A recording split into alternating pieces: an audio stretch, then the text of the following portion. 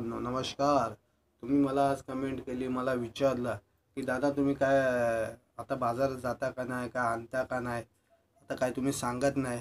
हां, मी आजच बाजारात गेलेलो. आताच बाजारात फिरून आलो. मी अद्रक बघितले. अद्रक आता स्वस्त झालेले आहे. आता गरमीचे दिवस आलेले आहेत तर अद्रक स्वस्त झालेले आहेत. आता अद्रक मी आणलेले आहे बघा. हे अद्रक आहेत ना, हे आणलेले आहे बघा.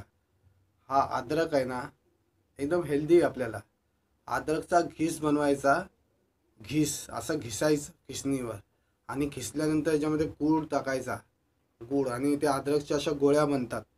समजलं ना. तर अद्रक हे आपल्याला आपल्याला कधी आता गरमीमध्ये जास्त आपण गरमी असते म्हणून आपण थंड पाण्याने बार बार आंघोळी करतो. आंघोळी केल्यामुळे काय आपल्या डोक्यावर ना बार बार थंड पाणी वतल्यानंतर आपल्याला सर्दी भरते. सर्दी भरल्यानंतर नाकातनी पाणी वाहतं, घसा जाम होतो, छातीमध्ये कफ भरतो.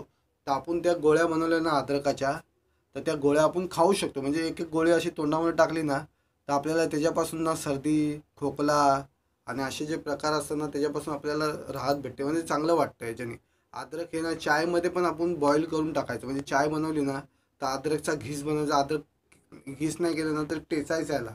टेचून ना चायमध्ये टाकायचा. चायमधून टाकला ना आपण तर त्याच्या अद्रकची चाय पिल्यानंतर आपल्याला चांगलं वाटतं. तर माझं माहिती आवडली असेल तर नमस्कार, मी येतो.